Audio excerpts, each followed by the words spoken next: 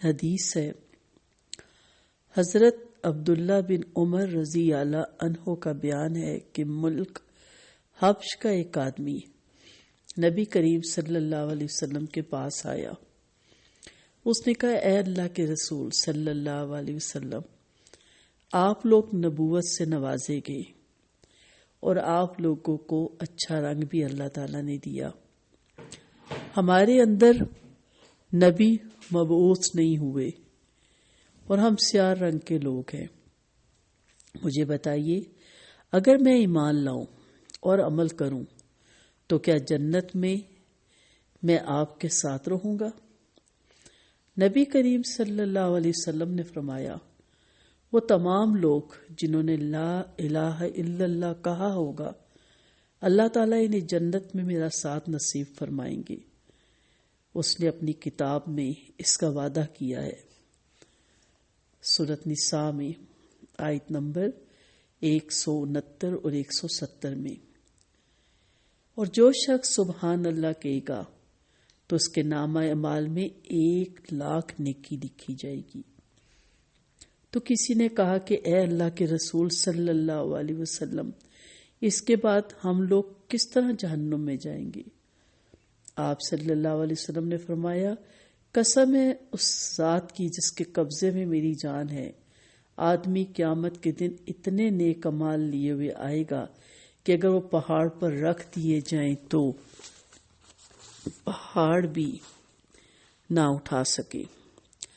لیکن اس کا جب مقابلہ ہوگا اللہ کی کسی نعمت سے تو یہ نعمت اس کے سارے اعمال پر بھاری ہوگی. اس لیے نیک اعمال پر کسی کو غرور نہیں ہونا چاہیے. اللہ تعالیٰ کی رحمت اور اس کے فضل اور احسانی کے نتیجے میں جنت مل سکے گی.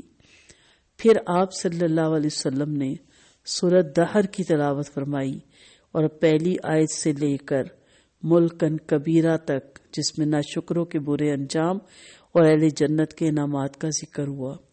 یہ سن کر حبشی آدمی نے کہا، اے اللہ کے رسول صلی اللہ علیہ وسلم، جس طرح جنت کی نعمتوں کو آپ صلی اللہ علیہ وسلم دیکھ رہے ہیں، کیا میری آنکھیں بھی جنت میں ان نعمتوں کو دیکھیں گی جن کا ذکر اس سورہ میں ہوا؟ تو آپ صلی اللہ علیہ وسلم نے فرمایا، ہاں. یہ سن کر حبشی رونے لگا، یہاں تک کہ اس کی روح پرواز کر گئی. عبداللہ بن عمر رضی اللہ عنہ کہتے ہیں کہ میں نے آپ صلی اللہ علیہ وسلم کو اسے قبر میں اتارتے ہوئے دیکھا. اس حدیث سے پتہ چلتا ہے کہ جنت کا اشتیاق کتنی بڑی چیز ہے، کتنی بڑی نعمت ہے. اسے حاصل کرنے کے لیے ہر ایک کو کوشش کرنی چاہیے. اور جنت میں لے جانے والی سب سے بڑی جو چیز ہے وہ کلمہ طیبہ اور اخلاص قلب ہے. حضرت زید بن ارقم رضی اللہ عنہ کہتے ہیں کہ آپ صلی اللہ علیہ وسلم نے فرمایا، جو شخص اخلاص کے ساتھ لا الہ الا اللہ کے، وہ جنت میں داخل ہوگا. لوگوں نے پوچھا، اخلاص کا مطلب کیا ہے؟ آپ صلی اللہ علیہ وسلم نے بتایا کہ اخلاص کا مطلب یہ ہے کہ کلمہ توحید پڑھنے کے بعد وہ شخص اللہ کی تمام حرام کی ہوئی چیزوں سے رک جائے. اور مسند احمد میں جو روایت آئی ہے اس کے الفاظ یہ ہیں، جو بندہ صدقے دل سے اس بات کی گواہی دے کہ اللہ کے سوا کوئی معبود نہیں، اور اس بات کی گواہی دے کہ میں اللہ کا رسول ہوں، پھر سیدھے راستے پہ چلے تو وہ جنت میں داخل ہوگا. ترمذی میں بھی اس طرح کی روایت ہمیں ملتی ہے کہ جو بندہ کلمہ توحید پڑھے اور پھر گناہ کبیرہ سے دور رہے تو وہ جنت میں جائے گا. یہ تینوں روایتیں جو بیان ہوئی بڑی اہمیت رکھتی ہیں. محض لا الہ الا اللہ کا کلمہ زبان سے پڑھ لینا جنت کی ضمانت نہیں، اس کے ساتھ اللہ اور اس کے رسول کی بتائی ہوئی سیدھی راہ پر چلنا اور کبیرہ گناہوں کے قریب نہ بھٹکنا دخول جنت کے لیے ضروری ہے. اللہ تعالی ہم سب کو خلوص دل سے کلمہ پڑھنے کی توفیق دے، اور اللہ تعالی ہمیں جنت کا اشتیاق دے اور ہم جنت کے لیے محنت کریں، اور اللہ تعالی ہمیں جنت الفردوس کے اعلیٰ درجے عطا فرمائے.